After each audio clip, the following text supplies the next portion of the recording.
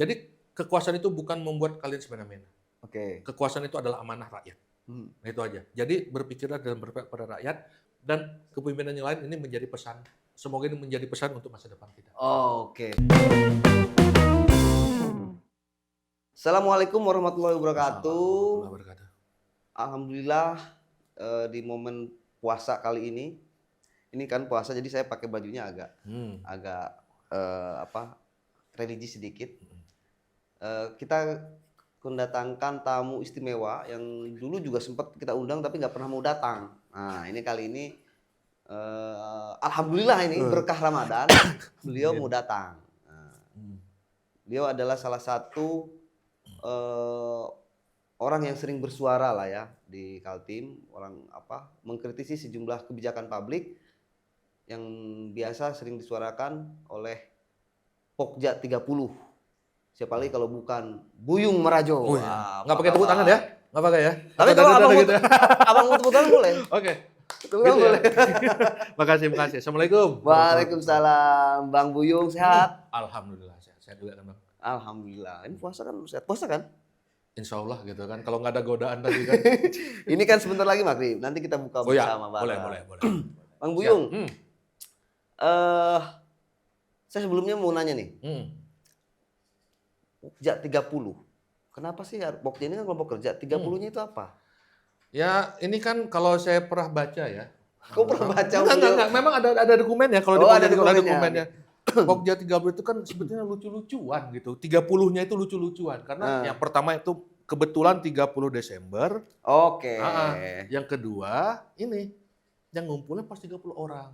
30 orang pas 30 Desember.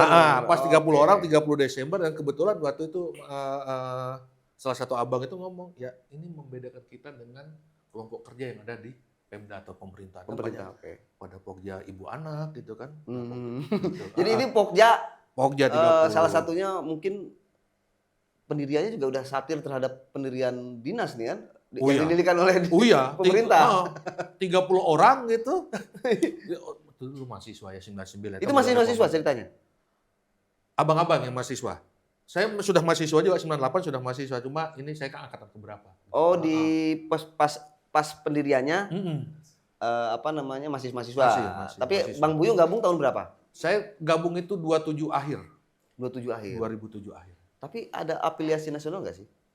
Ada beberapa kita di nasional, makanya Pokja ini bukan seperti kawan-kawan yang lain yang dari nasional sampai ke daerah gitu. Karena Pokja ini memang tergabung atau kita bilang biasanya simpul jaringan.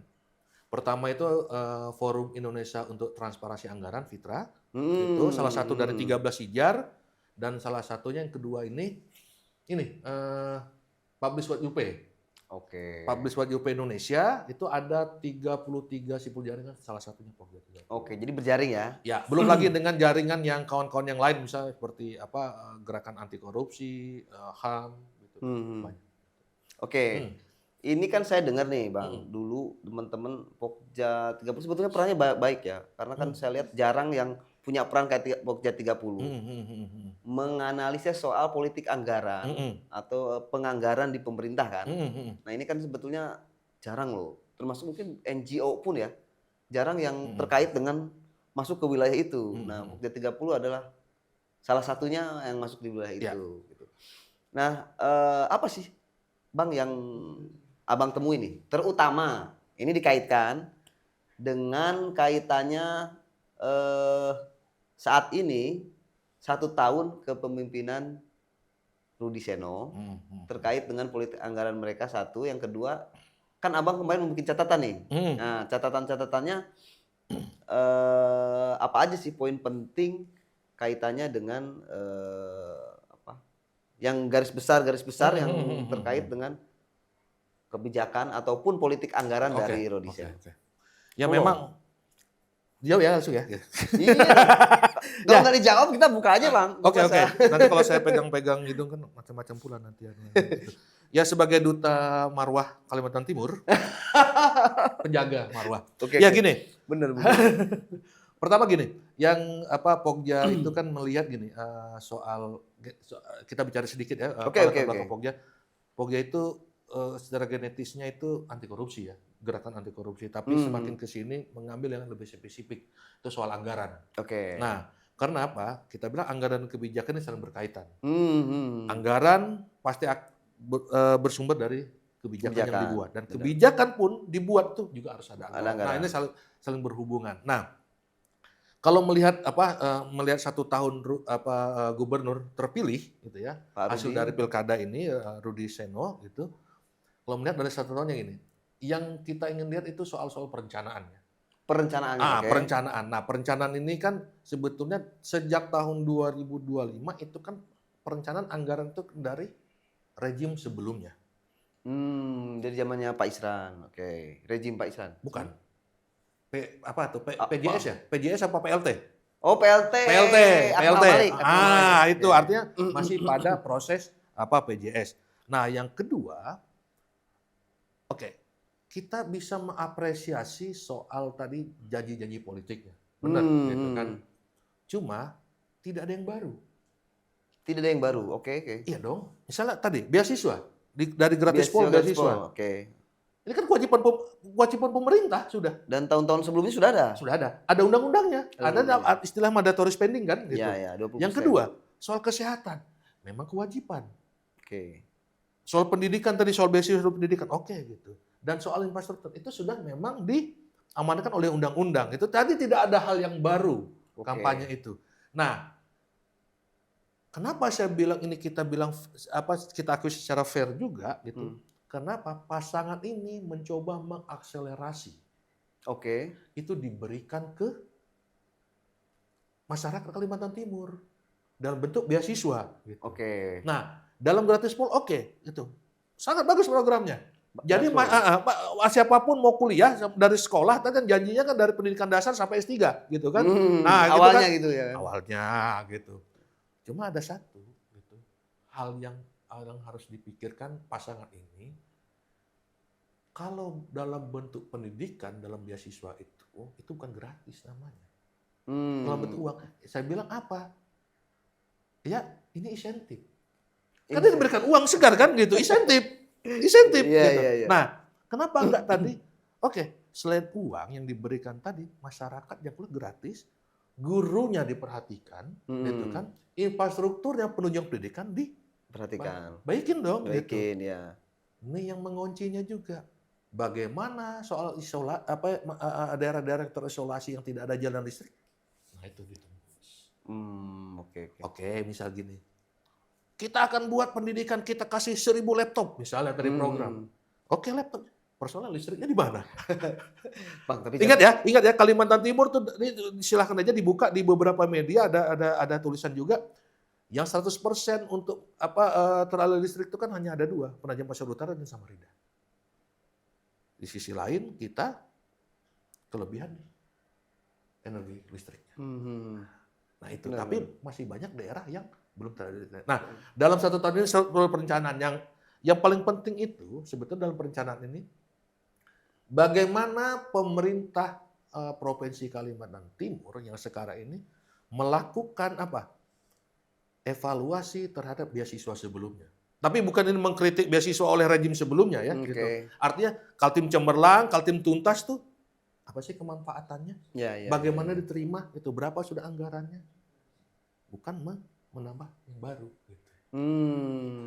Nah ini harusnya bercontoh.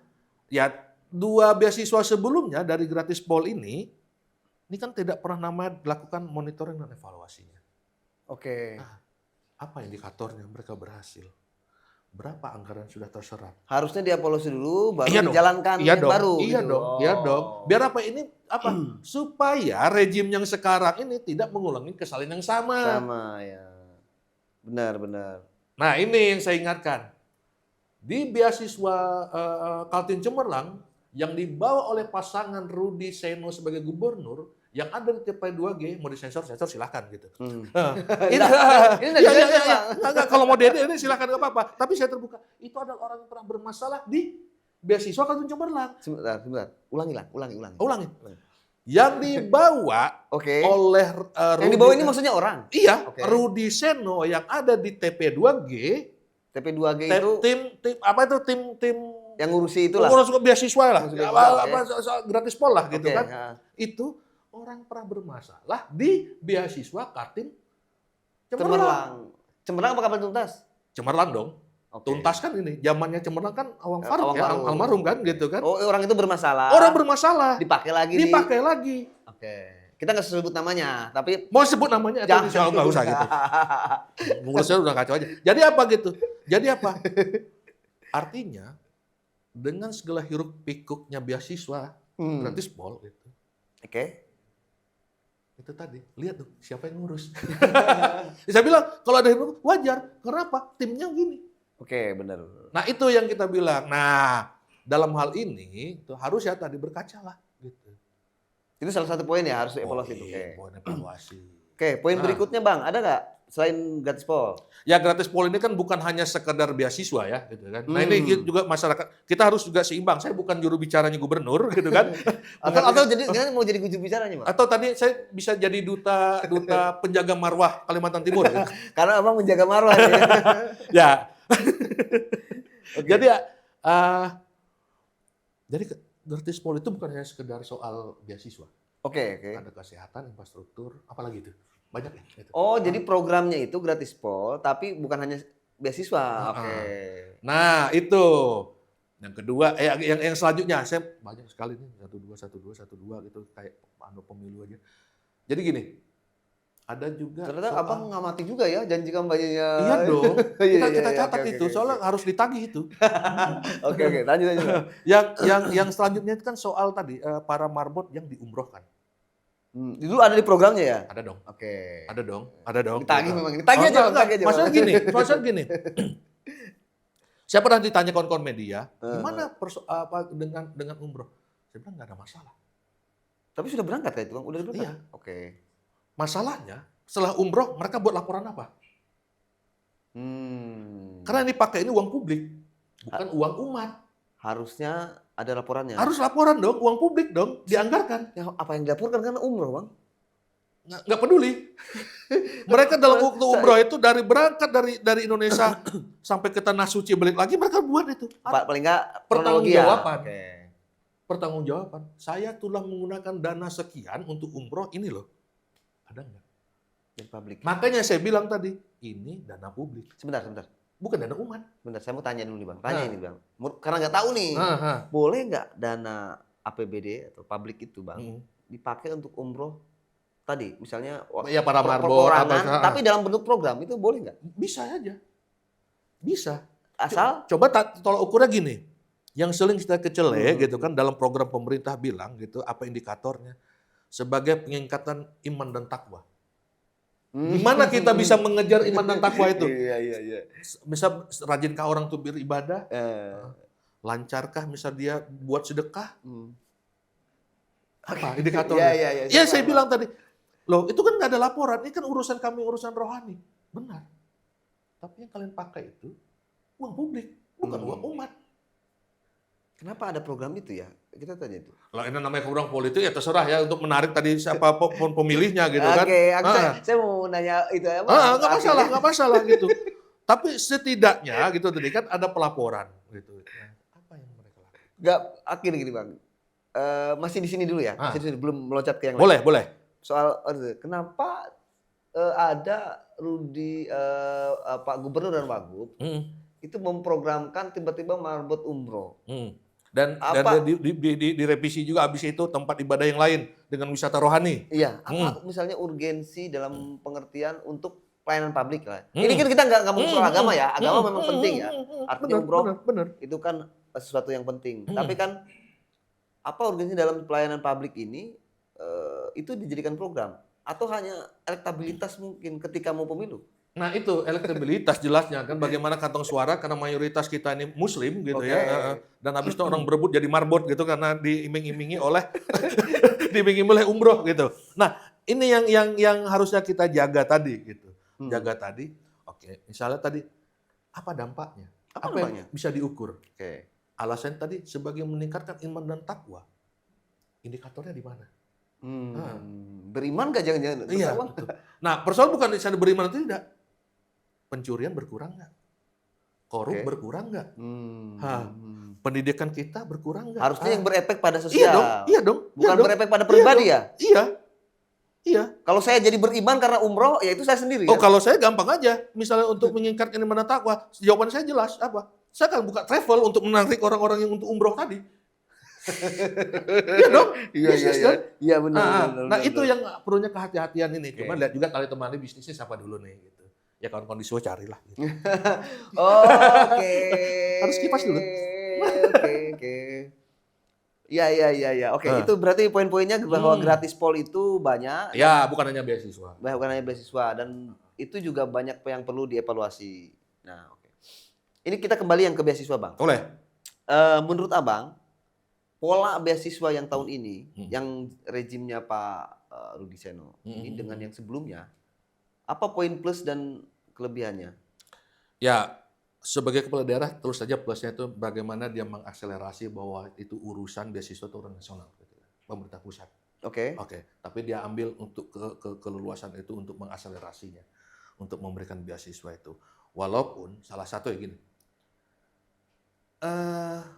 Ya harusnya itu Enggak. urusan pusat gitu ya, tapi Iya, diambil iya, oleh iya, daerah. Oke. diambil oleh daerah gitu Oke. ya. soal Dan ini. itu bagus lah ya gitu. Ya dong, mengakselerasi, akselerasi. anggaran banyak, Oke. gitu. Berlimpah, Oke. DBH-nya banyak gitu ya. 2025 21 triliun sekarang baru kecil kepala gitu kan. Oke. Kurang anggaran. Gini, saya mau katakan gini. Beasiswa ini memang urusan dari pemerintah pusat yang diambil tadi kewenangannya, tapi gratis pol ini beasiswanya itu kan sisi yang lain jadi monster. Monster. Monster dong. Gimana coba? Baca di bukan aturan di edarannya gitu, yang menerima beasiswa gratis pol tidak boleh menerima beasiswa lain. Pertanyaannya, bagaimana kabupaten kota dan pemenang pilkada untuk bupati wali kota? Iya, Nggak iya, punya iya, program. iya, iya. Iya Di dong. Kukar ada juga loh. Ada dong. Iya. Ah, Bahkan Unikarta ya di Kukar ya? Unekarta. Unikarta kemarin sempat agak protes karena lambat cair kah apa gitu. Nah itu. Berarti mereka nggak boleh dapat gratis pol? Nggak boleh. Kalau dia dapat misal tadi, makanya kita bilang akan menjadi monster bagi beasiswa yang lain. Tapi kalau double-double dapat boleh, Bang? Kenapa? Nggak, ya kalau penerima double ya itu kan kecacatan administrasi bisa gitu ya. Itu memang ada orang dalamnya gitu. Nah itu buat catatan juga terhadap saya lupa pergub untuk gratis beasiswa dia nggak boleh menggunakan gratis pol kan karena ada Oke. soal nomenklatur. Di sana ada bagi yang menerima beasiswa itu dari jalur afirmasi. Oke. Gubernur, wakil gubernur, sekda, ketua DPRD, apalagi ya? Ada 4 itu. Tapi ada persyaratannya, korban KDRT, COVID. Nah, yang sudah ada tuh sekitar 560 lewat afirmasi. 560 orang. Oke. Coba dicek, ada anggota dewan, ada eselon. Jadi, oke. Bentar. Stop. Jangan dulu. Enggak. Kita mau katakan ini. Soal afirmasi tadi lewat aturan gubernur dari gratis pol ini ternyata apa? Ada konflik of interest. Oke. Nah, itu Kita stop dulu. Jangan dulu melaju. Ini penting nih, Bang. Saya mau tanya nih. Nah, jadi salah satu di gratis pol itu di program beasiswa ya. Beasiswa. Itu ada jalur afirmasi. Afirmasi. Yang sekarang jumlahnya Abang tadi sebut 560. ada 560. Data resmi dari itu gratis pol itulah gitu. Timnya. Dari semua ada sekitar 560. Di antara ini ternyata ada anggota dewan. Konflik of interest. Iya. Ternyata ada anggota DPR. Kalau anggota DPR boleh disebut dong, karena kan itu wakil kita kan. Kita kan ketuanya. Dicari. Oke, dan ada apa lagi Bang yang Bang tahu? ASN, eselon. ASN juga boleh. Iya. Memang nggak boleh Bang mereka. Kan mereka juga dalam tanda petik. Ya. Saya berpandangan dari sisi yang berbeda ya. Mereka kan rakyat juga. Betul. ASN. Betul. Rakyat Kaltim. Betul. Ketua DPRD walaupun wakil rakyat. Betul. Ini wakilnya ya. Betul. Anak gubernur pun itu rakyat. Iya, betul. Mereka nggak punya hak juga dapat itu. Punya. Tapi mereka melanggar aturan mereka sendiri. Afirmasi di sana akan dibilang itu. Kenapa lewat afirmasi? Ya tadi korban KDRT. Korban KDRT bukan. Oh iya. Atau jangan-jangan mereka korban KDRT, Bang. Nah itu nggak bisa gitu kan. Ya korban KDRT yang dibuat untuk mendapatkan beasiswa. Ya. Yang kedua itu misalnya keluarga dari korban COVID nggak? Oke. Nah, ini gitu. Jadi KDRT sama Covid aja itu? Ada banyak sih. Ada banyak. Yang persyaratan untuk afirmasi tadi itu lewat. Nah, bisa aja saya bilang tadi kalau misal dari sekda, dari ketua DPRD ya sudah. Atau mungkin di situ ada klausulnya Bang, keluarga dari anggota partai politik dan pemerintahan. Jadi boleh. Bisa. Atau tadi menambah pendapatan tadi gitu kan. Nah itu. Nah sistem inilah yang kita bilang tadi tidak memiliki feedback. Apa tadi? Misal ada nggak pelaporan? Bukalah posko. Sekarang yang buka posko kan orang yang di luar TP2G dong. Iya. Ada kawan-kawan LBH kan? Benar. Ternyata ada 300 yang minta dicabut beasiswanya di Gratispol. Kenapa dicabut minta? Karena sudah dapat beasiswa yang lain. Oke, itu timnya yang minta. Bukan tim, mahasiswanya di Unmul. Mahasiswanya pintar sekali dong. Iya dong. Jujur dong dia. Nah itu harusnya berterima kasih gitu. Berterima kasih Nah itu dong. lewat afirmasi juga harusnya. Iya, benar. Nah itu, dan ada tadi mahasiswa tadi yang tadi kan karena Gratispol tidak ada persyaratan, kan janji politik kan? Iya. Habis itu ada syarat dan ketentuan berlaku. Tidak boleh kelas khusus. Harusnya itu. Iya. Pertanyaan berikutnya gitu, yang ngapain? Oke Bang, tapi gini, saya punya pandangan sedikit positif. Ya, Gratispol boleh. Secara sistem. Boleh. Nah, ini saya baca tulisannya Mas Bayong tuh, yang Gratispol oke katanya. Nah, aku sih setuju aja dengan tulisan itu. Secara mekanisme, kalau dulu itu katanya di tulisan itu disebutkan bahwa Gratispol itu dikasih langsung ke mahasiswa Bang. Katanya begitu tuh. Dan mahasiswa ada yang double-double nih, kategori miskin, kategori prestasi. Bahkan si penulis ini juga kayaknya dapat dua-dua. Dapat sisi kategori miskinnya, ada prestasinya gitu kan. Terus kebetulan tidak juga dimanfaatkan untuk kuliah sebetulnya Bang. Nah, untuk beli-beli yang lain, beli HP dan macam-macam kan. Nah, sistemnya yang ini Gratispol yang konsep yang baru ini karena masuk langsung ke kampus. Artinya menurut saya sih ada sedikit positifnya kemajuan dibanding yang sebelumnya, Pak. Dia bilang jangan bilang sedikit, positif bilang positif. Ya. Jadi kalau masalah positif ya semua positif itu. Tapi kan kita dalam hal ini kita ngomong misal tadi ini beri masukan. Oke. Nah, itu kan cuma menginginkan. Pertama, kita tidak pernah tadi mengevaluasi 2 beasiswa sebelumnya yang sangat besar tadi. Harusnya dievaluasi dulu baru bikin program. Ya, itu apa yang kekurangan ini bisa melengkapi. Yang kedua, itu kan perencanaan harusnya matang. Apa saya bilang? Ya panggil semua perguruan tinggi, berapa sih uang kuliah tunggalnya, misalnya gitu kan, berapa mahasiswanya, atau pemerintah daerah juga dipanggil, berapa warga kalian yang keluar Kalimantan, keluar daerah, keluar negeri. Oke. Artinya sebelumnya himpun dulu datanya, by name, by address, itu kan lengkap gitu. Iya. Harusnya begitu. Harusnya gitu. Bukan tadi hanya memanggil. Bayangin TP2G itu 1 miliar, saya lupa pokoknya lebih 1 miliar, 1,6 apa 1,7 anggarannya. Gitu. Yang dibelikan ya untuk dari TP2G ini PC, laptop, ya personal komputer, laptop, tablet. Bayangin harus kerja berapa ribu orang. Ada 16 anggota dari struktur Dewan Penasehat, gitu kan, ketua, sekretaris dan jajarannya. Oh, yang banyak itu ya. Iya. Nah, kalau Pokja lihat, ini sebagai politik anggaran ya, gitu kan, politik anggaran, uang yang dibelikan dan itu sisanya apa? Buat honor. Hati-hati, gitu. Bentar. Yang tadi tim itu ngurusin Gratispol? Iya. Oke Bang, kita lanjut lagi nih Bang. Ini seru betul nih. Tadi saya ulangi nih Bang, tadi bahwa kan ada tim nih, saya juga dapat edarannya itu ada banyak tim, jumlah timnya. Saya tahu nggak berapa jumlahnya ya? Kalau 16 sampai 17 lah gitu. Iya, pokoknya banyak banget saya dapat ini undangan tim. Itu mereka juga ngurusi Gratispol. Iya. Nah, tim ini kan sebetulnya tim ahli nih di luar ini.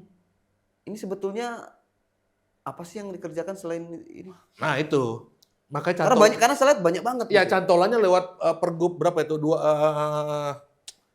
Pergub berapa tuh? Tahun 2002 Pergub 24, 24. 24. 24 tahun 2025 kan? Ya. Itu sekitar 16 sampai 17 orang gitu. Pertanyaan tadi menarik tuh, ngapain? Iya. Kesra ngomong. Kesra ngomong nih Apa gitu. aja. Gitu kan. Dinas pendidikan gimana? Nah. Artinya apa? Dua ini nggak cocok. Cantolannya cuma di Pergub. Hmm. Tugasnya apa? Tugasnya apa betulnya itu? Ya kalau hanya tadi seleksi apa dan sebagainya ya sudahlah gitu ya.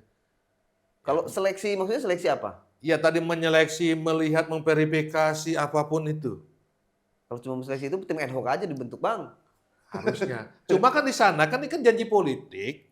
Oke. Gubernur juga harus tadi Ya. pelihara nih siapa yang memenangkan Ya, dia gitu kan. oke. Berarti ini harus diongkosin juga ini barang gitu berarti kan. sebetulnya tim sukses. Tim ahli ini salah satu juga yang supporting Ya dong. Ya dong. kesuksesan beliau Ya di dong. grup. Ya dong. Tapi itu secara aturan boleh gak?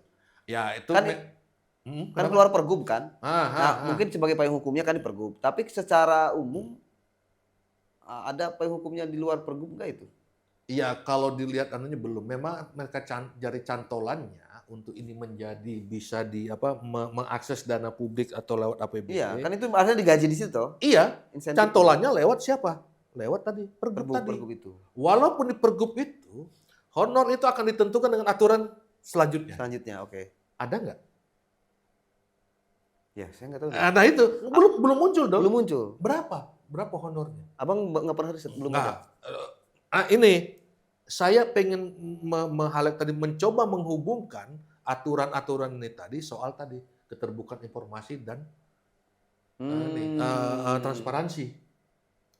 Persoalan kita di Kalimantan Timur ini soal apa? Transparansi ternyata. Transparansi ya. Karena apa? Dianggap itu. Karena ini kan memang rejim lama yang masih berpengaruh, orde lama lah gitu, yang mengakar sampai ke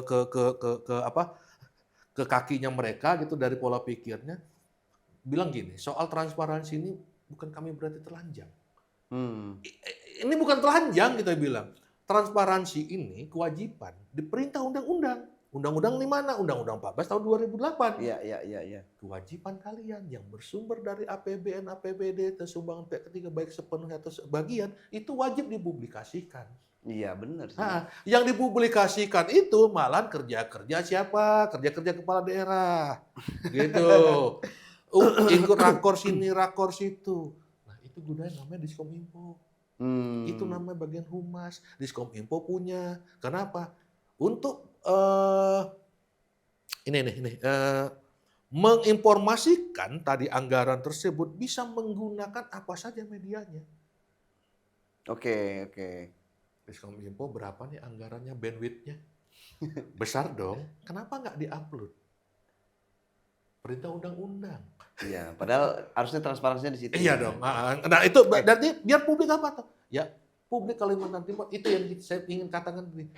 Menjaga marwah Kalimantan Timur itu, libatkan Kalimantan Timur. Selama ini anggaran yang direncanakan oleh pemerintah Kalimantan Timur itu direncanakan lewat di wilayah yang gelap. Artinya bagus nih, Bang. Iya, buat bagus menjaga marwah Kalimantan Timur dengan transparansi. Iya dong. Harus ya, Bang ya. Kalau cerdas. Nah, saya yakin cerdas, Bang. Cerdas nggak mungkin jadi tim. Enggak, kalau misalnya tadi lawannya tadi kan tidak cerdas, kita cari perdanaan katanya lagi ya kalau punya instrumen berpikir. Atau kalau punya goodwill. Nah, kalau memang gubernur mau ngeliat di sana gitu kan soal tadi transparansi gitu. Kenapa kita bilang tadi segala persoalan yang tadi menjadi viral sekarang gitu, sedikit nih sebelum misal soal mobil misal gitu ya, soal gratis pol gitu. Nah itu dan anggaran yang lain apa? Karena apa? Tidak melibatkan publik untuk ikut berpartisipasi. Oke. Kalau ngomong di depan, wah kita sudah buatkan mempublikasikan. Mana? Tapi gini, Bang, saya lihat di situ di nama-nama yang katanya tim ahli itu kan ada beberapa memang banyak dari luar ya. Ada yang dari Makassar, Oh ya. ada yang dari Ada juga abang-abang kita juga itu. ada abang-abang kita kenal. Ada juga bukan abang-abang. Pak Bambang. Ya. Udah. Ada juga adik-adik kita. Ada juga teman-teman media juga yang dulunya. Bahkan adik-adik kita lah, ya kan adik-adik kita juga nama-namanya. Boleh. Yang itu tim ahli masuk dalam tim. Saya kira kan nggak masalah bang, karena kan itu kalau memang kebutuhannya di situ. Cuman pertanyaan saya kan tadi itu bang, apa memang seperlu itu? Itu yang pertama. Yang kedua kaitannya dengan ini kita ngomong yang kondisi sekarang nih bang, kaitannya dengan sekarang kan ngomong efisiensi. Presiden sudah ngomong efisiensi, ya kan. Jadi kita nggak ngomong mobil dulu nih ya. Oke. Tahan dulu mobilnya, tahan dulu. Tahan dulu nih. Kalau walaupun sudah ada tanda-tanda dikembalikan nih katanya hari ini kan. Tapi efisiensi ini kan dalam segala lini ya, termasuk misalnya oke lah, misalnya nggak boleh ada perjalanan das dikurangi, segala dikurangi. Masa tim nggak dikurangi gitu? Timnya gemuk kan gitu. Gimana menurut abang? Pandangan abang itu? Ini bukan pandangan lagi, secara teori prakteknya. Kalau pandangan kan boleh bang ya? Boleh, bebas. Apalagi misal saya sebagai Pokja 30, namanya mukul bebas terserah saya lah, mulut saya gitu kan. Iya benar. Jadi gini, mau ngeliatnya seperti ini. 2025 kita dihajar namanya badai efisiensi. Betul.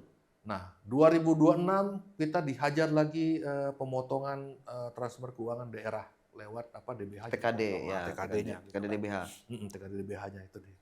Nah, artinya apa? Dari sinilah berpikir dari 2025 tadi untuk melakukan apa? Belanja yang prioritas. Belanja prioritas, oke. Kita tahu APBD kita ini selalu naik, tapi minimal itu sudah 50% dihabiskan namanya belanja pegawai. Belanja pegawai ya, bukan belanja publik, belanja pegawai gitu. Oke. Berapa persen bang?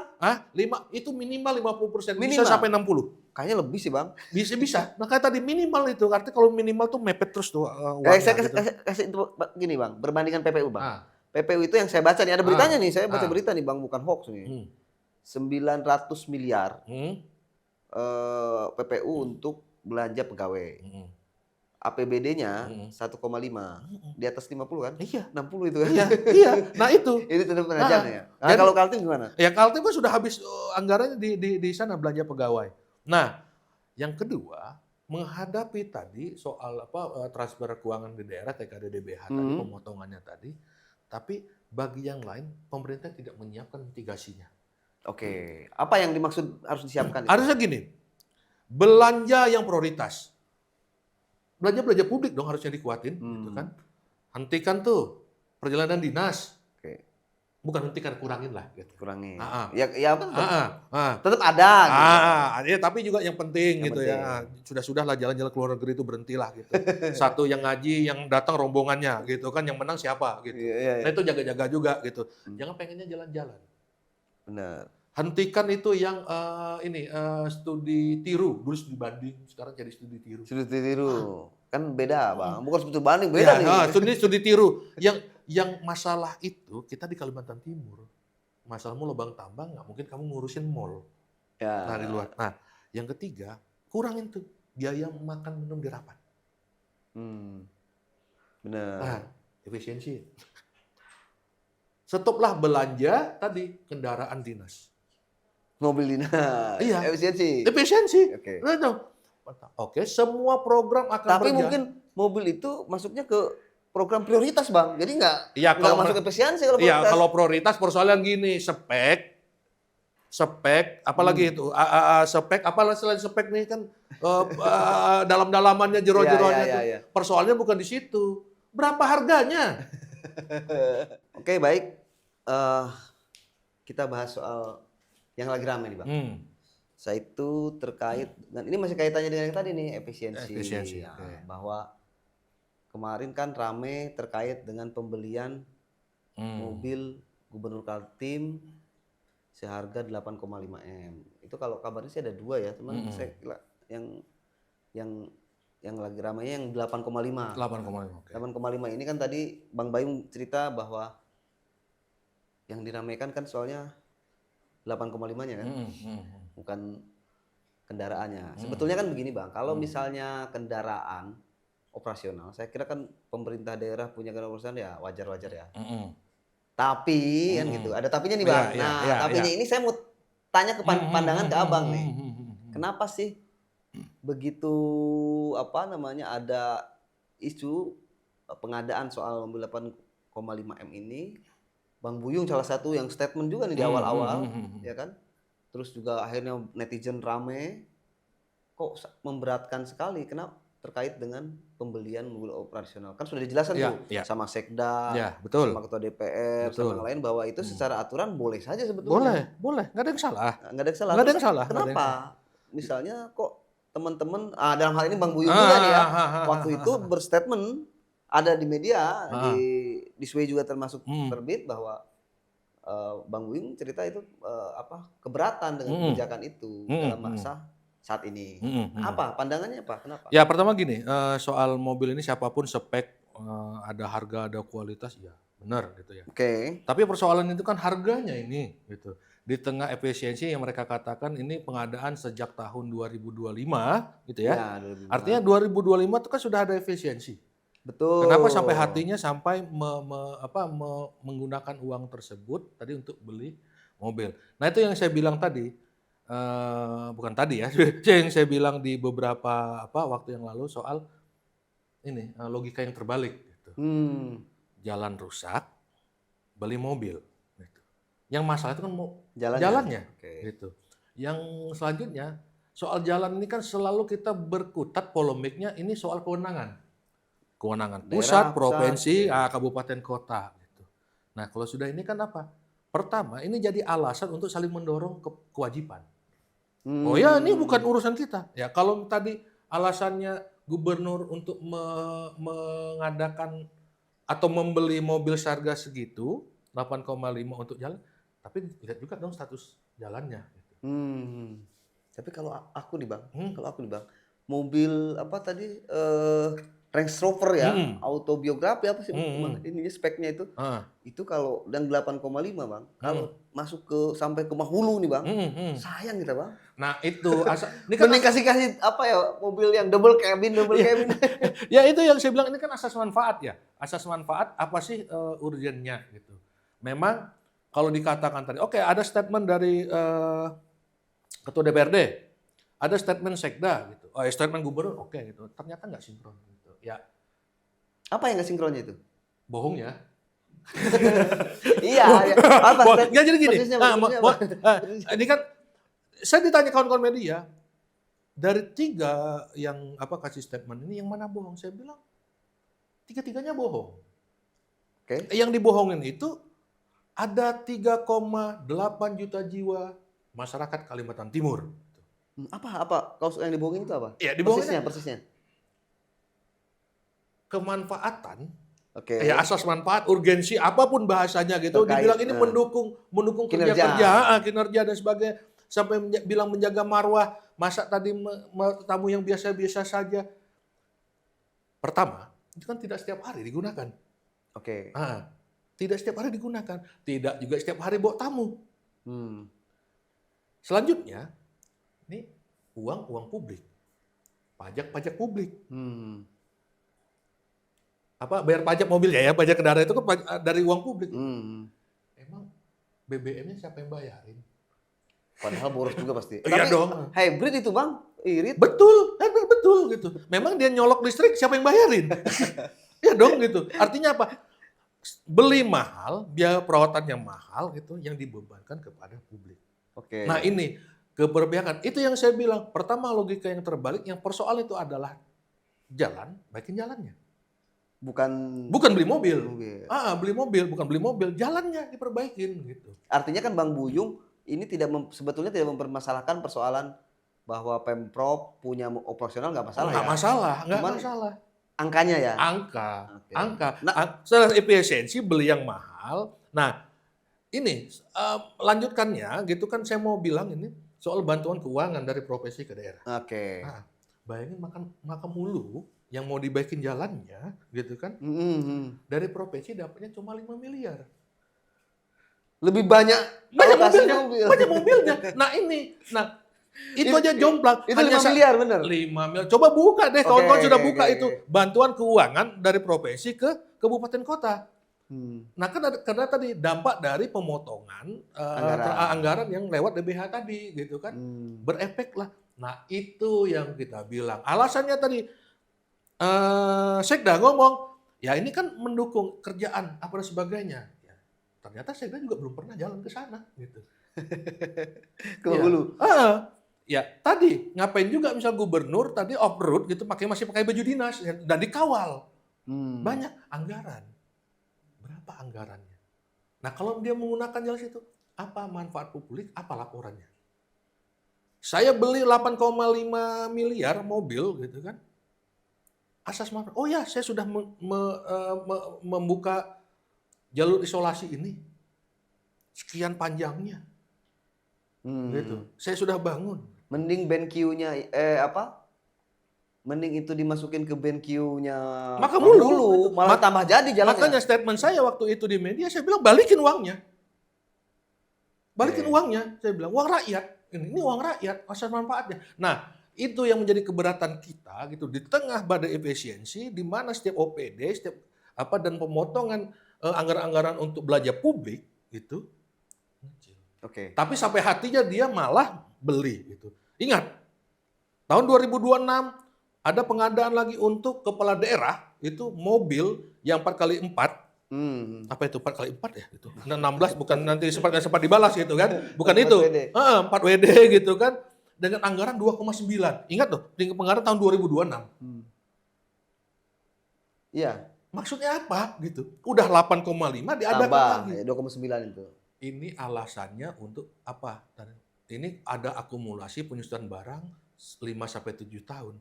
Ya kalau masih bisa digunakan apa sih gitu. Emang duit ketua DPR, duit Sekda, duit tadi Rudi Marsud bukan sebagai gubernur gitu. Duit pribadinya. Nah ini yang dilihat gitu. Memang belinya gitu habis itu nggak dirawat. BBM-nya dari mana? Kalau mahal perawatannya mahal lagi loh. Iya dong. Spare partnya lebih mahal. Ya nggak mungkin kalau banyak kempesannya dan tukang pengelolaan istilahnya pompa gini kan gitu kan. Nggak mungkin. Ya, mati bang. Iya nggak mungkin yang pompa angguk gitu kan. Nah ini gitu. Artinya perawatannya kan jadi apa? Ada beban yang ditanggungkan oleh belanja-belanja publik dari sumber-sumber pajak yang tentu saja kita yang bayar. Oke, ini kan tadi berarti no hard feeling sebetulnya abang ya kan lebih banyak pertimbangannya ke situ.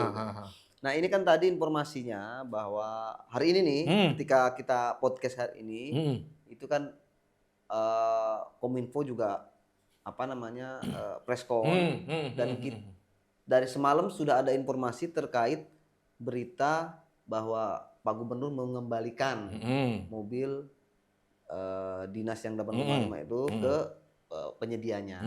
Nah artinya ini Pak Gub mendengar keluhan setelah viral, sudah viral, tapi ini kategorinya mendengar. Bagaimana menurut Abang itu? Ya keseluruhan ini kan membuat kita belajar banyak gitu kan. Pelajaran ini bukan hanya Kalimantan Timur gitu kan, 10 kabupaten kotanya tentu saja ini satu Indonesia gitu. Untuk belajar ini jangan main-main soal dana publik. Cuma kita juga harus diluruskan antara mengembalikan dan apa tadi satunya lupa tuh, mengembalikan dan tadi mengcancel apalah gitu kan. Ada itu saya lupa istilah padanan kalimatnya itu. Nah, kalau mengembalikan artinya itu barang sudah dibeli. Yang kedua, itu siapa tadi juga ditanya, gimana kalau barang yang sudah mau dikembalikan? Ya itu kan ke perbendaharaan dan aset negara harus pegang. Sama halnya tadi uang hasil mobil dari perbuatan korupsi, rampasan apa sebagainya itu kembalikan dan dilelang. Pertanyaan berikut. Itu kembalikan. Ya. Kalau itu dilelang sama nggak harganya? Nah, kalau itu tar dulu. Supaya jadi kita harus hati-hati. Artinya gini. Uangnya balik ke kas negara. Pertanyaan berikutnya balik nggak ke Kalimantan Timur? Nah, itu harusnya balik lagi ke Kaltim tuh. Harus dong. Dan dipakai BenQ ke Mahulu. Sudah. Nah, supaya jalannya bagus. Ya, di sisi itu kita apresiasi Gubernur Kaltim mengambil tindakan. Niat. Bukannya sudah tindakan. Sudah tindakan itu. Jadi kita fair dong, gitu. Fair gitu. Itu bagus gitu. Tapi setelah terjadi kekisruhan seperti ini gitu kan. Uangnya kemana gitu ya? Balikin uangnya lagi atau? Nah, itu. Memang tadinya ya dia pernah ada statement soal ini, ya itu kan kendaraan pribadi saya. Ya luar biasa kan gubernur kita, gitu. Gubernur Kalimantan Timur itu untuk tadi mengorbankan kendaraan pribadi bahwa dia punya kewenangan untuk pengadaan sebagainya. Nah ini yang kita bilang tadi untuk saling hati-hatinya. Oke. Perencanaan itu dibuat tadi bukan hanya sebagai perencanaan, saya perlu ini, saya perlu itu, harus beli ini, harus beli itu. Persoalannya, terbuka nggak perencanaan ini kepada publik? Oke itu Bang. Saat ini ya, sebelum perencanaan ya. Kan Gubernur Kaltim Pak Rudi ini kan memang orang kaya. Maksudnya itu pengusaha besar lah ya. Kita anggap seperti itu. Dia juga sudah punya mobil, kalau informasinya sama, Range Rover sejenis itu. Sebelumnya yang punya pribadi nih, yang dibeli ke luar negeri sono gitu.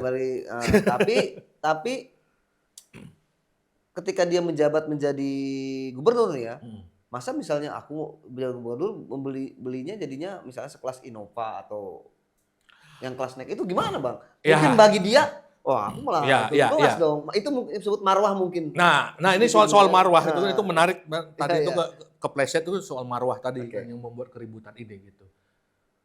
Pertanyaannya untuk Gubernur Kalimantan Timur, Rudi Marsudi ini, kalau dia naik Kijang, jatuh nggak harga dirinya sebagai gubernur? Iya, tapi kan dia biasa dengan naik Range Rover, tiba-tiba jadi gubernur malah naik Kijang, turun dong Bang. Ya dibiasakan juga, ini publik gitu. Dia dipilih masyarakat Kalimantan Timur secara mayoritas, dia adalah pemenang pilkada. Ini memaknainya. Dia harus rela ya. Pemenang itu bukan penguasa. Oke. Ingat, gitu. Ini adalah titipan suara masyarakat Kalimantan Timur secara mayoritas untuk tadi memimpin manajerial wilayah administratif namanya Kalimantan Timur yang terdiri dari 10 kabupaten kota. Iya. Nah ini gitu. Artinya kalaupun dia misalnya sudah kaya dalam hal ini, ketika memimpin ini ya harus rela menyesuaikan kan gitu. Iya dong. Iyalah. Ya ngapain juga tadi misal saya off-road masih pakai baju dinas gitu. Iya. Ya off-roadnya banyak mobil yang bisa kita gunakan gitu. Usul dari pemerintah tadi itu. Yang hal-hal yang tidak sifatnya urgen, yang sifat tidak prioritas dan tidak berdampak kepada publik, ngapain? Menurut Abang nih, satu. Apa leveling yang wajar? Mau kendaraan dinasnya yang harus dipakai gubernur? Ya, yang wajar lah. Menurut Abang nih, nih. Boleh saya bukan penggemar otomotif sebetulnya gitu kan. Tapi kira-kira. Ya, kalau tadi yang sesuai dengan jalan Kalimantan Timur, ya belajarlah dengan perusahaan-perusahaan tambang gitu yang bisa lewat di mana aja medannya. Double kabin? Ya dong. Double kabin kayak Triton dan macam-macam paling berapa? 4WD gitu 500 ya? Ya 500 sampai 800 juta. Ya anggaplah 1, berapa satuan lah gitu kan. Atau mau? 1,2 mau? Mau kan? Itu lebih lagi tuh. Durability-nya untuk lapangan jelas kan? Iya, besar lagi tuh, tinggi. Milik dalam negeri lagi. Cintalah produk Indonesia. Gitu ya pesannya. Cinta produk Indonesia gitu kan. Tapi kalau mau oke. Nggak masalah. Nggak masalah ya. Yang kita bilang gini, asas manfaatnya. Itu pasti manfaatnya. Iya. Banjir oke. Itu kayaknya tebel anti peluru. Sudah lah gitu. Mau jungkir balik pun nggak akan cedera di sana gitu. Ya belanja ini memang direncanakan setelah APBD itu dari rejim sebelumnya perencanaannya. Kalau disalahkan itu ya nggak tepat juga ya. Artinya apa? Dia mengulangi kesalahan yang sama. Jadi itu sebetulnya direncanakan zamannya Pak Isran? Iya, bukan Isran. Pengganti Akmal Malik. Iya, walaupun itu perubahan ya. Di perubahan gitu. Sebentar. Apa Akmal Malik ini kan PJ? Ya. Apa dia boleh merencanakan itu? Boleh dong. Boleh. Selama sekdanya masih ada gitu. Karena kuasa pengguna anggaran KPA-nya sekda. Walaupun dia tadi tidak boleh memutasi soal anggaran, dia tidak boleh terlalu mengintervensi. Gitu. Tapi ada kewenangan yang bisa membuat tadi yang mana lebih tadi manfaat dan mudaratnya kalau kayak Ustadz gitu. Ustadz ini, Ustadz Buyung. Makanya ngelihatnya seperti itu. Nah, itu yang kita bilang tadi asas manfaatnya. Uang 8,5 miliar tadi korupsi gitu, lagi. Dan ditambah 2,9 miliar lagi untuk pengadaan, belinya untuk kepala daerah operasionalnya gitu. Kan dihitung ya. Selama 5 tahun itu ngapain aja pakai kendaraan itu? Ya. Sedangkan biaya perawatan BBM-nya masih di. Nah, ada sebetulnya menarik nih, bukan wacana ya. Mungkin ini sudah dilakukan di kementerian. Saya kebetulan waktu Jakarta ketemu teman saya yang dulu saya kuliah bareng gitu. Itu di kementerian. Nah, Kementerian HAM lah waktu itu. Tapi hampir sama kayaknya di model kementerian, mereka pakai sistem sewa, Bang Dulu. Jadi sekarang kendaraan di kementerian itu tidak beli unit lagi, pakai sistem sewa. Cuman memang mobilnya masih ya bagus spek-spek ya, kayak Alphard macam-macam gitu ya. Nah gitu. Nah itu menurut Bang Buyung gimana? Sistem apa sebetulnya yang lebih apa sih bahasnya lebih efektif gitu ya? Ya, ini soal efektif efisien dan Iya. di tengah efisiensi dan Karena sebagainya. sekarang pun misalnya ada punya mobil aset, sekarang banyak tuh yang mobil sudah pensiun mobilnya nggak mau dibalikin gitu. Terus asetnya kan harus dirawat, tapi kalau sewa, ini pandangan waktu itu teman saya, bahwa kalau sewa itu kalau mobilnya rusak minta ganti yang baru. Iya. Nah itu kan kalau hitungan-hitungan para bendahara ya, Oke, gitu kan. Mereka setiap gimana? tahun itu kan ada penyusutan nilai barang, Biaya penyusutan, penyusutan apa dan sebagainya, gitu. Tapi selama itu masih bermanfaat, kenapa enggak? Gitu. Yang dikhawatirkan itu jika tadi kita beli ya tidak maksimal. Artinya Bang Buyung masih tetap pakai sistem beli? Ya gini, bukan kita pada sistem beli juga. Dilihat dulu misal kalau sewa tadi jatuhnya lebih murah dan tidak mengganggu keuangan pemerintah untuk kepentingan publik, kenapa enggak? Oke. Ya kalau sewa misalnya tadi ya sewa kan berapa sih sewa mobil itu?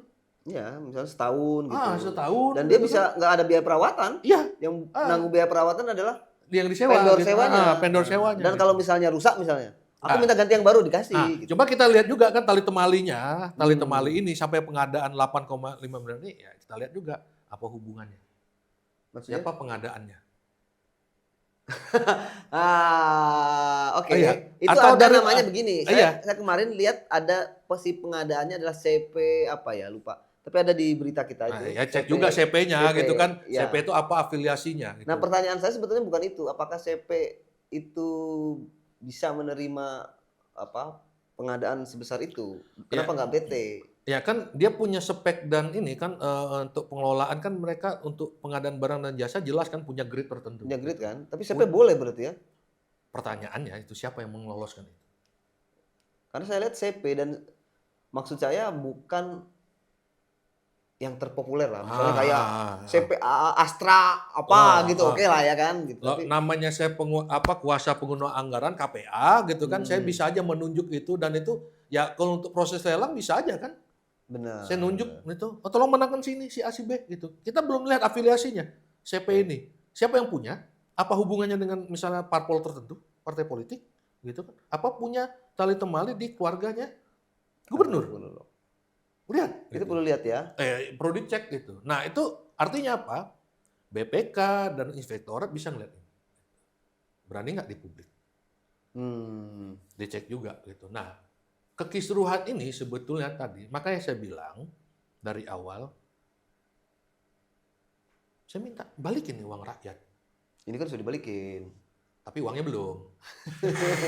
Uangnya belum. Enggak, maksud saya belum nge juga ya, paham secara detail apakah itu sudah dibayar? Mobil itu atau baru inden? Ya kan sudah digunakan, bilang ada di Jakarta. Yang bohong siapa? Katanya itu informasi terakhir di berita itu. Ini pernyataan Pak Gubernur ya. Dia memang mobilnya udah di Jakarta, tapi belum sempat dia gunakan. Nah itu yang membedakan, mengembalikan dan membatalkan. Berarti ini kategori kalau membatalkan artinya belum pernah digunakan. Kalau sudah dibeli, ingat loh, anggaran 2025 itu sudah harus habis dan dibelanjakan di tahun 2026. Sebelum 2026. Artinya barang itu sudah ada. Statement berikutnya, barang itu sudah ada di Jakarta. Iya. Namanya barang second. Kalau dijual, ada lelang, balik nggak? 8,5 tadi. Berarti ini kategorinya dibatalkan harusnya ya? Iya. Dikembalikan. Jadi kembalikan. Kalau dibatalkan artinya belum digunakan. Katanya belum digunakan, kata ya digunakan ini artinya gini ya. Saya gunakan ke Makam Ulu nggak? Atau bawa jalan-jalan nggak? Gitu. Ya, ngangkut tamu global nggak? Belum gitu. Katanya. Menurut berita. Udah. Ya kalau katanya kan siapapun bisa mengklaim ya gitu kan. Ini gubernur loh, masa nggak dipercaya gubernur sampean?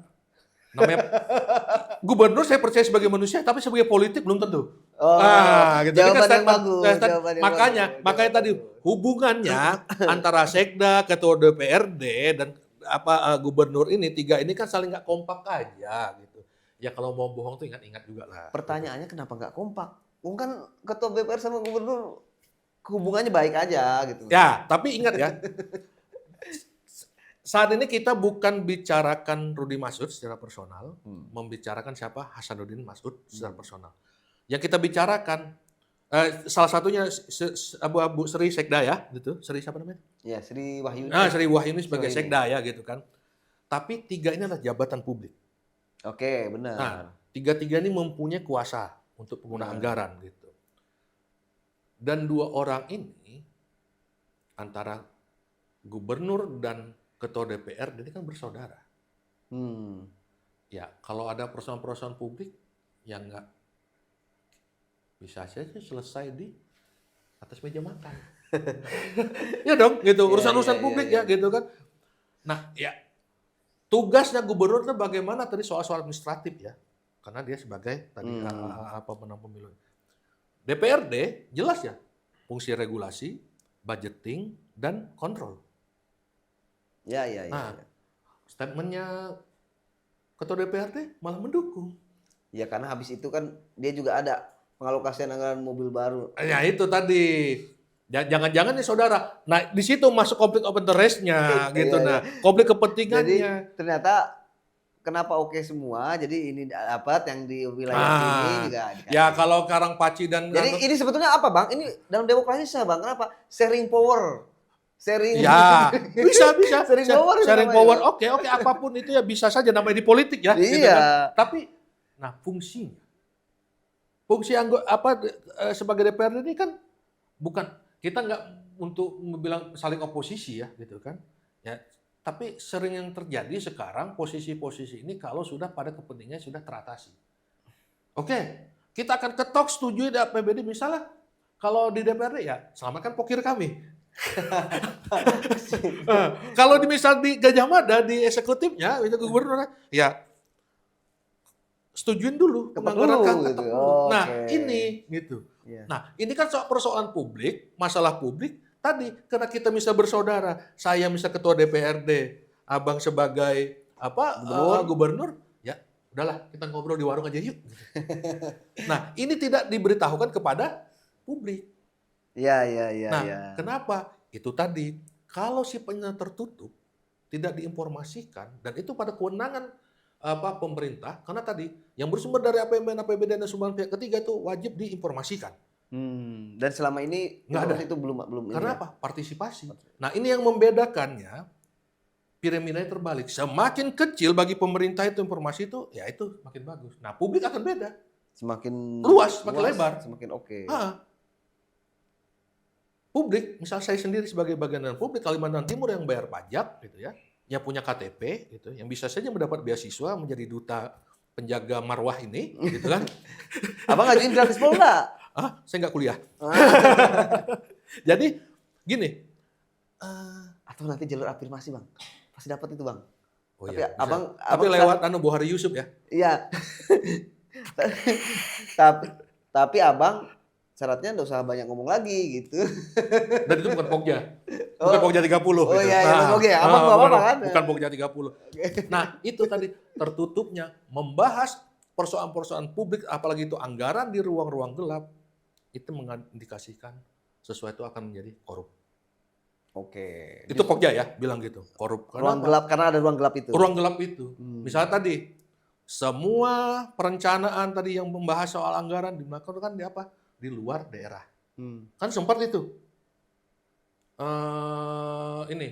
Forum SKPD itu sering itu bang? Itu karena dia apa? Ya bukan hanya provinsi aja, kabupaten kota. Iya, nah itu ruangnya gelap apa? Tidak diminta partisipasi. Partisipasi misalnya dari musrenbang apa dan sebagainya itu kan hanya seremonial. Habis itu pemaparan, sedikit tepuk tangan, diminta pendapatnya tokoh masyarakat, tokoh pemuda. Sudahlah, oke, cocok, mantap. Gitu. Nah ini gitu. Nah itu ruang-ruang gelapnya. Nah apa? Ruang itu yang tidak pernah diminta pendapatnya. Sekarang gini, apa ini Abang memberi masukan ya buat pemerintah, karena Abang kan sudah lama menjadi pengamat di pemerintahan ya. Kira-kira nih dalam situasi seperti ini, tentu catatannya adalah bahwa gubernur dan misalnya DPR dan OPD butuh operasional nih kendaraan satu. Yang kedua catatannya sekarang lagi kondisi ekonominya ada pemangkasan anggaran. Ekonomi juga kayaknya tumbuhnya cuma 4 atau 5%, ya begitu-begitu aja lah. Kayaknya nggak ada apa namanya perkembangan signifikan. Terus sektor sumber daya alam, yang sekarang itu kan sudah ada pembatasan tuh ya. Apa namanya? Kalau para pengusaha-pengusaha tambang sudah dibatasi, ada jatah-jatahnya dari pemerintah, tentu itu akan berdampak pada ekonomi semakin menurun ya kan, gitu ya. Itu logika-logika umum ya. Nah, apa yang harus dilakukan oleh pemerintah daerah menurut Abang nih ya sekarang dalam rangka bagaimana dia memenuhi kebutuhan operasional dia, terus juga pelayanan publik dan infrastruktur yang memang urgent dimiliki oleh publik harus tetap bisa berjalan. Apa langkah yang harus bisa dilakukan? Ya, pertama gini, kita tarik ke belakang juga sedikit gitu supaya ini menjadi utuh. Banyak juga nggak apa-apa, Bang. Oh ya, sedikit aja itu. Nanti kepanjangan nanti anunya. Durasinya itu. Tak tambah 2 jam lagi. Jadi gini, yang pertama gini. Di Kalimantan Timur itu 10 kabupaten kota, 1 provinsi kecuali Balikpapan dan Bontang yang tidak bergantung pendanaan keuangan daerahnya itu dari sumber daya alam. Bontang sama Balikpapan. Oke. Nah, itu ya. Jadi gitu. Yang tidak ada SDA. Bukan tidak ada SDA, memang tidak menggantungkan ekonominya, pembangunannya lewat SDA gitu. Ya, walaupun itu mereka juga menikmati dari sharing, bagi hasil sharing itu tadi. Gitu. Lah. Nah, itu walaupun tadi gitu. Nah, artinya apa? Ada metode yang lain yang dipikirkan oleh gubernur. Oke, tahun 2045 sampai 60 ya ada kekhawatiran kita kalau batu bara ini sudah tidak ada nilainya. Kerusakan akan terjadi masif. Apa itu? Sebelum batu bara ini tidak berharga lagi, ayo kita gali rame-rame. Izin di pusat, kerusakan kita yang menikmati. Nah, adakah hal-hal yang melindungi itu?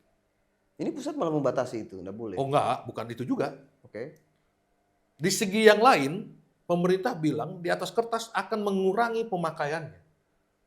Tapi ingat, di Rencana Umum Energi Nasional dan Rencana Umum Negeri Daerah itu malah meningkatkan jumlah produksi setiap perusahaan batubara. Kontradiktif dong. Kontradiktif gitu. Nah, ingat gitu. Pertanyaannya, harusnya pusat itu ngasih Kalimantan Timur ini berapa? Oke. Itu bukan pertanyaannya gitu. Kalau tadi kan mereka mungkin bertanya itu. Coba ditanya ke pemerintah, Kalimantan Timur ini menghasilkan berapa buat pusat? Harusnya berapa kembali ke kami? Jangan hanya di bawah 10%. Sekarang kan 600 sampai 700 triliun dibagi 10 kabupaten kota plus 1 provinsi. Dihitung ketotalan nggak sampai 10%. 600 triliun itu apa, Bang? Hasil sumber daya alam kita. Hasilnya. Iya. Tapi kan APBD yang dikasih ke Kaltim nggak nyampe segitu. Ya APBD itu kan ada pendapatan asli daerah dan bukan transfer dari pusat nggak sampai segitu toh? Iya, nggak sampai 10%. Itu sudah dibagi di 10 kabupaten kota dan 1 provinsi. Oke, artinya Abang meminta harusnya pemerintah daerah kritis dong ke pusat. Iya dong, gitu. Harusnya. Salah satunya dengan kondisi begini ya. Dalam kondisi gini, berapa kami dapat gitu. Harusnya kami dapat sekian berapa persen. Nah, itu baru dibagi kabupaten kota dengan mekanisme pembagian. Kan DBH itu kan ada aturannya, Bang. Benar, pasal Undang-Undang 33 kan? Gitu kan? Ada 5. Berarti kalau itu tidak terpenuhi melanggar undang-undang dong. Nah, itu. Mau enggak Gubernur Kaltim 10 kabupaten kota, bupati dan wali kotanya bersuara. Nah ini Pak Gubernur, ini masukkan salah satu poinnya ya dengan kondisi yang tadi. Yang kita rebut ini bukan berapa yang kita harus kita dapat. Itu kewajiban kita ya. Hak kita ya. Oke. Kita kasih 600 sampai 700 triliun. Tapi balik kitanya berapa? Oke, Pak Gub, ini usulan pertamanya dengan kondisi yang tadi itu itu paling nggak meminta hak. Supaya paling nggak Ya, kalau paling nggak haknya adil. bagus, yang 8,M disetujui ya. Iya, nggak juga gitu cara mainnya. Jadi gini, saya mau ngatakan caranya ini, mainnya nggak gitu. apakah 600 sampai 700 triliun ini yang disumbangkan Kalimantan Timur untuk untuk ke pusat itu menjadi habis itu turun menjadi dana bagi hasil, Oke. gitu ya. Gubernur dan 10 kabupaten kota, bupati dan wali kota ini pegang nggak datanya? Pertanyaannya itu. Nah, itu harus ditanyain ke mereka nih. Nah, yang tahu itu kan cuma 3. Siapa itu, Bang? Menteri Keuangan, Oke. Presiden, Oke. Allah Subhanahu wa taala. Artinya informasi hasil sumber daya alam Kalimantan Timur ini juga tidak terbuka. Artinya apa? Jangan disalahkan dong daerah. Kenapa? Pusat juga ngajarin daerah seperti ini. Artinya ini hubungan pusat sama daerah, Kaltim perlu mengkritisi itu. Selama ini bupati, wali kota termasuk gubernur itu akan bersuara lantang jika pada rapat ini konsolidasi untuk bahas soal dana bagi hasil. Sekarang kayaknya enggak deh. Hah? Iya, karena sudah dijatah, habis itu dipotong dengan belanja-belanja tadi nasional, MBG, pendidikannya dipotong, pertahanan keamanan, kepolisian, porsi-porsi yang besar. Enggak, kayaknya ini memang para kepala daerah dan ini periode ini sangat tingkat kekhawatiran dan ketakutannya tinggi sekali sama pemerintah nasional ini, pemerintah pusat maksudnya. Ya. Tidak seberani dulu. Apakah ini faktor juga superioritas dari Presiden Prabowo? Ya ini kan soal politik ya, Soal politik, siapa yang berkuasa itu yang menentukan sejarahnya gitu Iya kan, kan? yang mencatat sejarah, membuat sejarah yang pasti yang berkuasa lah gitu. Tapi adakah keinginan tadi untuk membela kepentingan rakyat ini? Ya kepentingan rakyat ini bukan kita hanya pakai mobil mewah gitu ya, membawa tamu nasional global gitu, tapi apa yang dirasakan dampaknya? Jadi sebetulnya menurut Bang Buyung, kalau misalnya pemerintah kabupaten kota dan provinsi ini bersuara dan meminta haknya DBH gitu ya, itu bagian dari bagian hak itu kewajiban. Ini rakyat. Iya dong, iya gini. Apa logikanya gimana? Yang punya daerah itu sebetulnya tahu posisi daerah itu ada di mana saja kabupaten kota. Iya. Provinsi itu nggak punya daerah. Benar. Dia hanya tadi istilahnya ini wilayah gitu ya, kecamatan ada desa-desa gitu. Yang punya wilayah itu desa gitu. Ya itu ada di kabupaten kota. Iya, nah itu yang harusnya dapat itu. Kabupaten kota. Iya. Provinsi ini tugasnya ngencengin pemerintah pusat. Iya dong, iya kan. Bagaimana pendistribusian ini dirasakan di kabupaten kota dirasakan. Izin sekarang itu ada di kementerian. Iya. Tambang-tambang, termasuk perusahaan kayu, perusahaan sawit gitu. Tapi kerusakan dinikmati siapa? Kabupaten kota. Nggak ada gubernur akan nikmatin.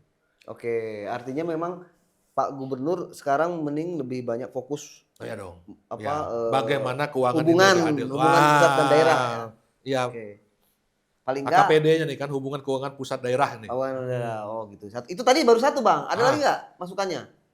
Ini kan Abang satu soal masukan dari kondisi sekarang ini, satu untuk meminta haknya. Yang kedua, ada poin kedua nggak?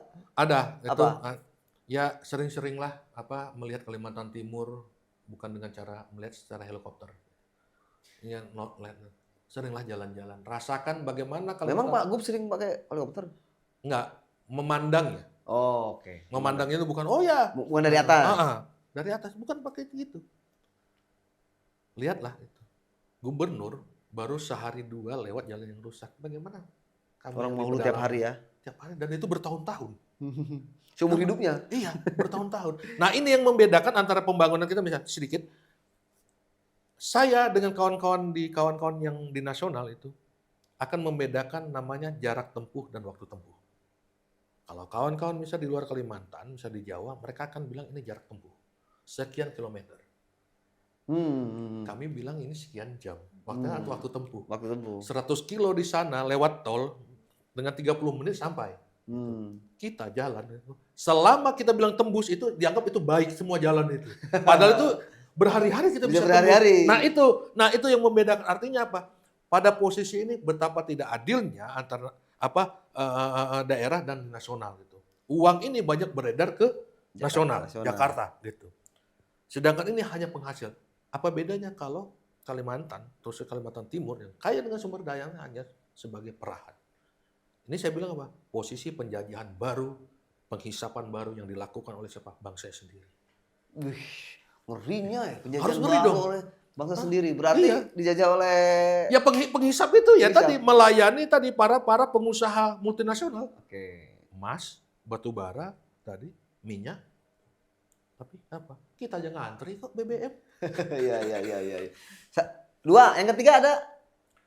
Yang ketiga ya berhati-hatilah menggunakan uang-uang anggaran-anggaran publik ini. Gitu. Hati-hati berapa. Dalam perencanaan bukalah informasinya. Apa sih yang kalian takutkan itu? Pertama itu bukan uang kalian pribadi, misal kepala daerah secara pribadi. Uang itu bukan Rudi Masud, bukan uangnya Rahmat Masud, bukan uangnya Sri Wahyuni. Gitu. Ini uang masyarakat Kalimantan Timur 3,8 juta jiwa. Tapi kuasanya kan mereka. Kuasa pengguna anggaran. Ya mereka yang mengguna ya, kuasa. Nah, itu. Kuasa pengguna anggaran juga dibatasi, betul kan? Apa pembatasannya? Ya pembatasnya, kamu nggak bisa untuk kepentingan pribadimu. Oke. Itu memang ada ya? Iya, boleh. itu. Artinya apa? Tidak boleh korup dan tidak menguntungkan orang atau kelompok. Nah ini, artinya apa? Perencanaan itu diberikanlah ruang namanya partisipasi secara bermandat ke Kalimantan Timur. Bukan hanya sebagai seremonial dan musrembang, hanya tepuk tangan, habis itu selesai. Apapun itu. Kalau perlu bukalah kanalnya, apalah bahasa gitu kan, poskonya gitu kan. Kritik itu bukan hanya di forum-forum resmi. Kritik itu dimanapun. Kasih masukan. Nah itu yang semangat kita pada ini merebut ruang-ruang publik itu, kita membicarakan soal-soal publik, soal-soal politik ini bukan dibatasi di wilayah-wilayah tadi disekat oleh namanya kementerian, disekat namanya kantor gubernur, disekat namanya wali kota, bupati. Tapi ini bicarakan ini di ruang-ruang publik, di mana publik sana yang berani bersuaranya. Keempat ya? Keempat ada nggak? Keempat nanti kebanyakan lagi, nanti nggak ada podcast berikutnya. Gitu kan? Jadi ini sama kita diperas juga ternyata penghisapan ini gitu. Nah itu publik walaupun tadi dia tidak memilih Rudi Masud sebagai gubernur, itu publik. Milih menang dia. Mayoritas. Ada yang nggak milih pun tetap harus dianggap publikmu. Itu yang kita bilang residu dalam politik. Politik ini sebagai pemenang bukan mengabaikan yang bukan pemilihnya, tapi bagaimana merangkul itu bersama. Karena ada kecenderungan memang ketika orang memimpin, orang-orangnya atau kelompok-kelompoknya yang bukan. Iya. Dan dikuasai bukan hanya anggaran ini bukan hanya dikuasai oleh gubernur dan sekumpulan orang-orangnya, gitu. Itu yang kita bilang. Bagaimana tadi publik ini dilibatkan, publik ini diberi keleluasaan, bagaimana dalam pengontrol? Ya udah, nggak perlu repot lagi. Gubernur itu harus pakai inspektorat. Tenang, ada rakyat yang mengontrol. Contoh yang terbaik itu kan apa? Ngontrol soal mobil. Baik itu ngontrol. Walaupun babak belur juga dihajar sampai nasional. Tapi ini kita belajar banyak. Artinya hati-hati kabupaten kota, Kalimantan Timur, dan termasuk Indonesia. Gitu, pemimpin daerahnya. Ini ruang-ruang publik inilah itu partisipasi yang selama ini dianggungkan. Partisipasi itu bukan hanya kepemiluan, pilkada. Habis pilkada 5 tahun nggak akan tapi tadi. Oke, terima kasih atas orasi politiknya, Bang Buyung. Merdeka. Oke, teman-teman ternyata masih menggebu-gebu, katanya tadi jangan ada yang keempat, kelima. Takutnya habis podcast berikutnya. Tapi terus, iya kan? Nggak, itu hanya penggambarannya. Oke, penggambarannya. Oke, terakhir nih, Mas Buyung, saya mungkin tidak perlu harus banyak ini, sudah banyak berapi-api dan jelentreh ya penjelasannya. Kenapa beliau menolak tuh standing posisinya itu jelas, gitu. Tidak abu-abu beliau ini kan, gitu. Jadi, hitam dia? Hitam. Bajunya hitam, semua hitam, topinya hitam, jenggotnya aja yang putih. Oh itu. Casing. Nah itu sudah jelas posisinya dan itu masukan-masukannya yang diberikan oleh Mas Buyung. Intinya ada transparansi dan juga paling nggak empati lah terhadap kondisi yang ada ya. Jangan sampai misalnya ketika kondisinya lagi susah dihambur-hambur kan gitu. Oke, mungkin terakhir saya kasih waktu berapa setengah menit untuk closing Mas Buyung. Apa ada yang disampaikan lagi? dari pemerintah dan masyarakat. Sebetulnya Silakan. sudah banyak gitu kan ya, pemenang pemilu itu bukan penguasa. Pemenang pemilu. Bukan penguasa, tapi bagaimana tadi dia menjadi pelayan siapa, pelayan publik. Dan tadi bersamalah publik. Gitu. Bukan membersamai tadi para penguasa, para pengusaha gitu dan para ini kontraktor dan pengusaha ini apa? Saya bilang itu ini para ijon-ijon politik ini. Gitu. Oke. Nah itu, yang kalian lain itu ada 3,8 juta jiwa itu termasuk saya. Gitu. Saya juga dong. Iya, termasuk kita semua yang itu juga Yang pilih gitu ya. Gitu. Nah, Ini ada ribuan juga. kan gini. Nah, yang nonton juga gitu kan, semoga nanti apa? Jadi kekuasaan itu bukan membuat kalian semena-mena. Oke. Kekuasaan itu adalah amanah rakyat. Nah, itu aja. Jadi berpikirlah dan berpikir pada rakyat. Kita juga berapresiasi keputusan gubernur untuk tadi mengembalikan mobil ini menjadi uang, nanti kembali kepada rakyat dan kawal itu menjadi lebih baik. Dan Kalimantan ya bukan akan 4 tahun berikutnya, masih lama, 4 tahun lagi masa gubernur gitu, dan kepemimpinan yang lain ini menjadi pesan. Semoga ini menjadi pesan untuk masa depan kita. Oke, terima kasih. Mantap, luar biasa Bang Buyung. Salam this way. Salam this way gini. Di sini ya, gini ya. Wah.